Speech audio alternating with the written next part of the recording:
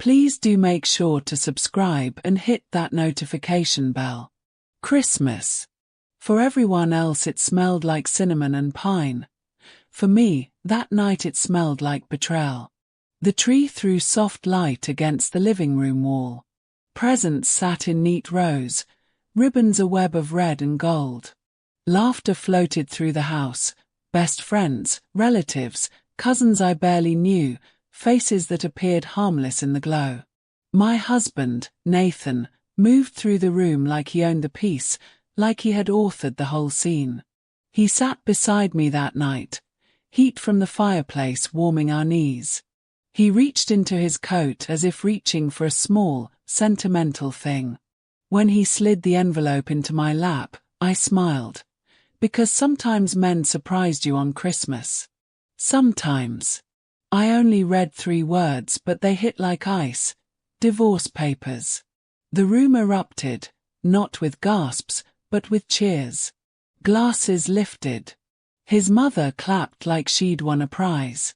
The taste of wine soured in my mouth. They cheered because they'd been waiting for me to fall apart, waiting to sweep me away like an inconvenient object. I did not fall apart. I listened while they laughed. I watched their faces. I memorized the triumphant tilt of my mother-in-law's chin, the animal hunger in my brother-in-law's eyes. And the fury that grew in me was not blind. It was a plan being born. They thought it was the last act of my story. I had other pages to write. People think humiliation makes you small. It didn't. Humiliation sharpened me. I remember the exact way the paper felt under my fingers. Cheap, copier smooth, stamped with a law firm I didn't recognize. Nathan read a short prepared speech about irreconcilable differences and how we needed to end things amicably. The family clinked their glasses, someone shouted about time, as if my marriage had been a communal property they were reclaiming. After the party emptied and the house hummed with exhausted cheer, Nathan kissed my forehead with the same lips that had handed me the envelope. He said, "This is better for both of us." He had rehearsed that line. He was good at rehearsed lines. I could have signed. I could have taken the papers, cried at every corner, and let them measure my grief. But I folded the papers precisely and put them back in his coat pocket. I smiled. "We'll talk in the morning," I said. Later, lying awake, I let my mind go through the facts. Those facts arranged themselves. Nathan's family had been distant for months, a slow tightening of scrutiny and tiny insults. Nathan had become cold, a careful man who'd stopped making mistakes and started making calculations. They had a reason for wanting to shove me out, a reason that belonged to them, not to him. I also had my own facts. I knew how to count, how to find paper trails, how to build a case that would not be easily dismissed. I had skills they had never seen because I'd never needed to show them. I had pride. I had patience. And I had a bank account with more courage than the complacent husband sitting across from me. So I began where all careful people begin when they intend to reclaim something stolen, with small, deliberate moves. Revenge is not a firecracker, I learned. It is a calendar. For 2 weeks after that Christmas, I acted the part they wanted me to act. I accepted their polite calls, every worried motherly text, every brotherly "Are you okay?" And I answered with bland civility. At night I collected crumbs of information, overheard phone calls, receipts in the recycling, an offhand mention about a business meeting at his brother's firm. I started small and quiet. I checked our shared email, because he'd been stupid enough to leave his browser logged in on our home computer. I printed the apps on his phone and opened accounts he used for business. I made friends with the housekeeper, old Mrs. K, who'd been with the family nearly 20 years. Old people forget that they still hold pieces of truth.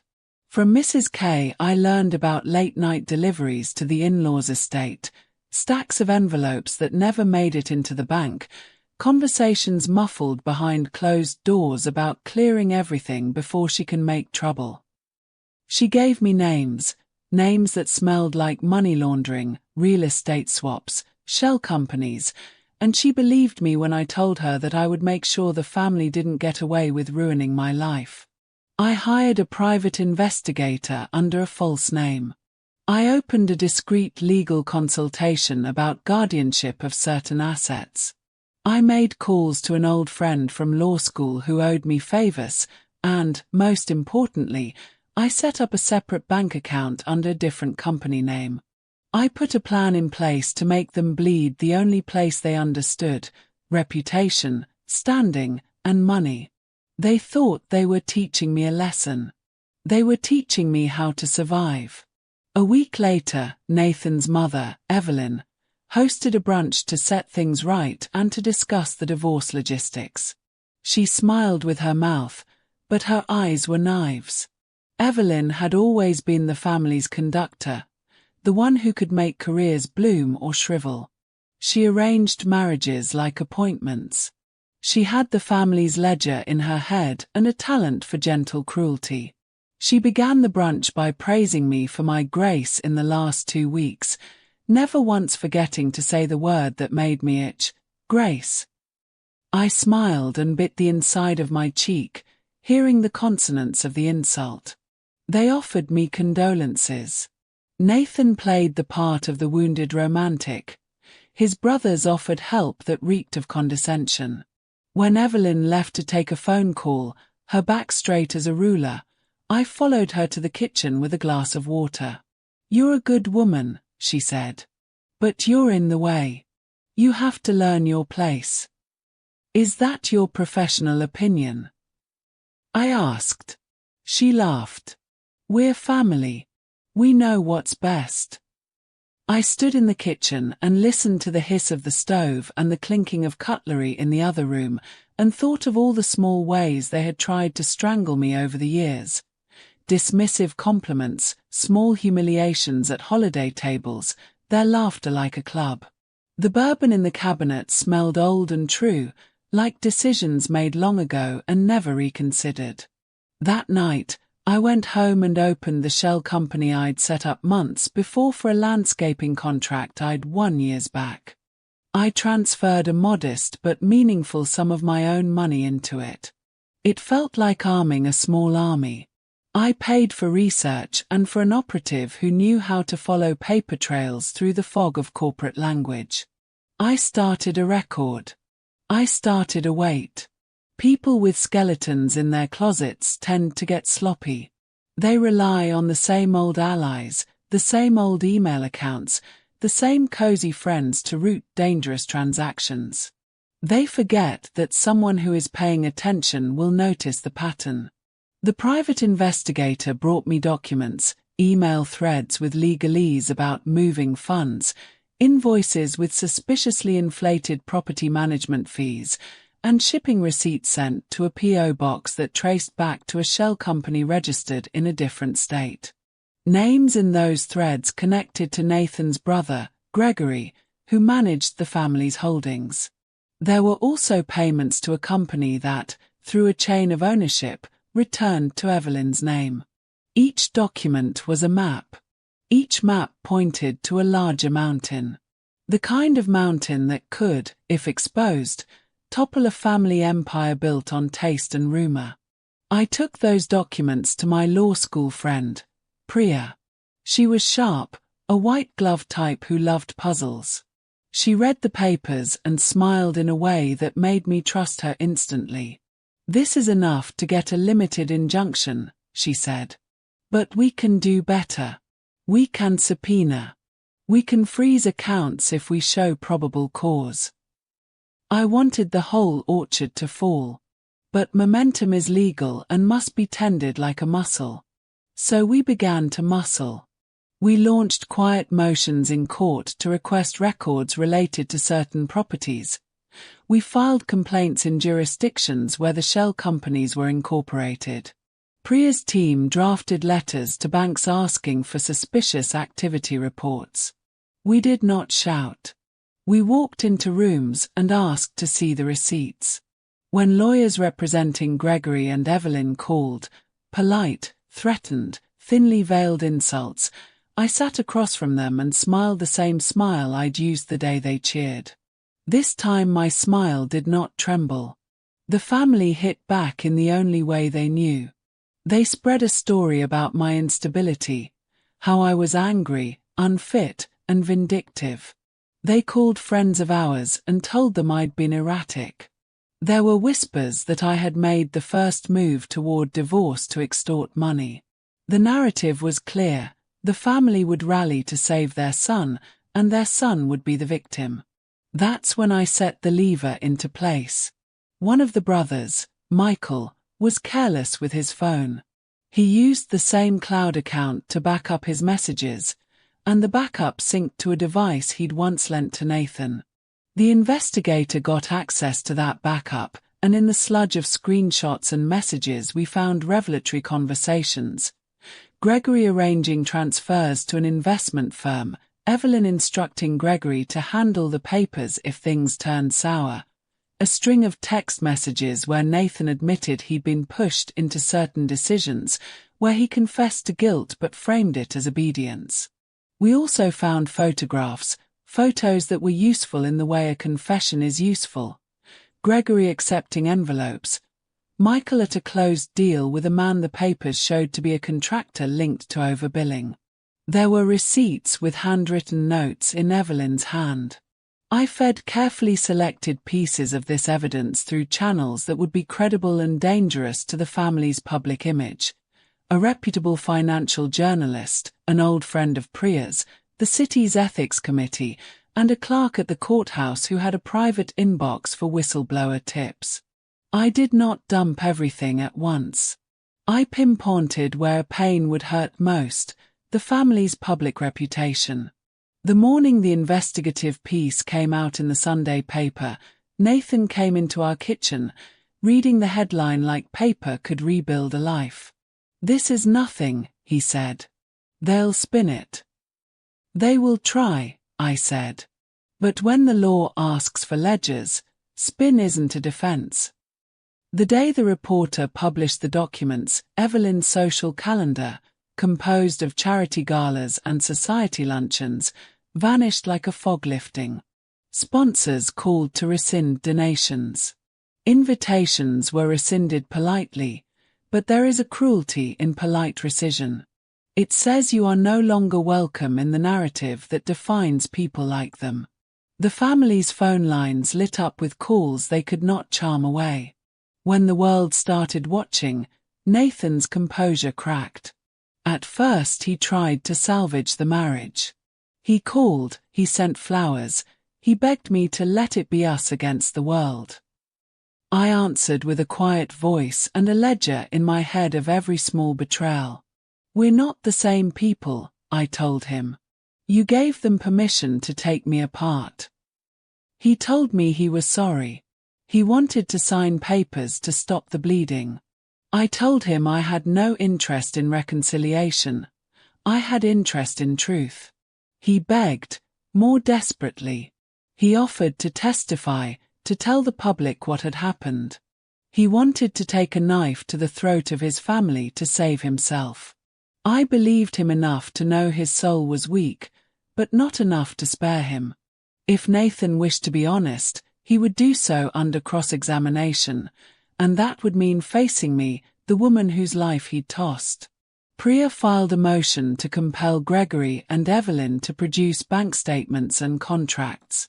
The judge, impartial and slow, signed the order that would unmask years of misdirection. When bank statements arrived, they read like confessions. Offshore accounts, overstated invoices, payments funneled through charities with misleading names, patterns that could not be explained away by poor accounting. The family had to answer in depositions. Under oath, their mouths ran like leaky pipes. Each answer forced another leak. The press filings were merciless and precise. their social media feeds filled with commentary. The charities that had once hosted Evelyn reissued statements distancing themselves. Gregory lost one board seat after another. Michael's firm came under audit. I watched from the gallery as the family, for the first time in their silvered lives, experienced what it felt like to be on the defensive, to answer for choices that had always been forgiven. There was no cheering this time. Only the tight whispers of people who knew the value of discretion finally discovering the cost of its violation. The divorce proceedings became a stage for everything they'd done. Nathan tried to pivot, to tell his side, "I was pressured, I was weak." He cried in depositions. He looked small in light that used to flatter him. I did something else. I refused a messy, public fight over trivial things he did not deserve to keep. I used the leverage we'd built, the injunctions and the evidence, to negotiate terms that would strip the family of its comfortable illusions. Public apologies, forfeiture of certain transfers that had been made under false pretenses, and a clause that required Nathan and his immediate family to return assets purchased with the diverted funds. When they balked, the judge enforced the orders we'd obtained. Legal pressure, and the glare of notoriety, does something to people who have always been able to buy discretion. It burns their options. There were moments of near catastrophe. A sloppy lawyer for the family attempted an appeal using procedural sharks.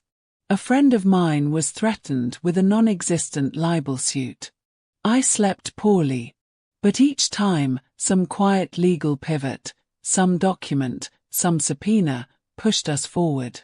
One afternoon, on the courthouse steps after a hearing where the judge ruled in our favor, a woman I'd never met came up to me. She was a former employee of one of the family's firms. She had tears in her eyes. "I was afraid of them for years," she said. "They ruined my credit. They refused my pension. You," she placed her hand over her heart, "you made them afraid." I thought of Mrs. K and the litany of small, quiet people who had been trampled by those smiling faces at parties. I thought of the humiliation the family had piled on me as if my pain were decoration. I thought of the way the family members had cheered at Christmas as if they'd performed a conclusive act. That night, in the hotel I'd rented near the courthouse, I wrote a letter. I did what people do when they're finishing a novel. I closed the loop I had opened. I sent copies of the ledger evidence to tax authorities and to a journalist I trusted. I made sure the transfers returned to their rightful owners. I made sure the world had the receipts. The final act was not loud. It was administrative. The bank froze accounts. Regulatory bodies opened investigations. Gregory resigned from a public board in disgrace. Evelyn was disinvited from charity galas she'd chaired for decades. The family's veneer cracked slowly until it looked like old plaster falling from a wall. Nathan called me often, his voice a small animal. He had been stripped not only of the family's protection but of the easy certainty he had been sold. "What do you want?" he asked once, voice raw, when there was nothing left for him to bargain. "Justice," I said. "Not revenge." That was half true. Justice, for me, meant exposure and payoff and a reclamation of dignity. Revenge had a sweeter edge, the satisfaction of watching those who'd cheered now sit in silence and be chewed by the same rumor mill they'd used to destroy others. There were times I felt bad. Watching someone lose status made my throat tighten not with triumph but with an awareness of human fragility. But I also remembered how they had laughed, loud and gleeful, and how they had tried to make my ruin into holiday entertainment. When the last settlement was signed, Nathan had to hand over certain family heirlooms, sign a public apology demanded by a former employee, and pay restitution from accounts he could not access without oversight. The family's social calendar never recovered fully. Invitations once extended with ease were now doled out with caution, and often not at all. It is a strange joy to be free. It is a stranger grace to consider that victory does not always look like violence.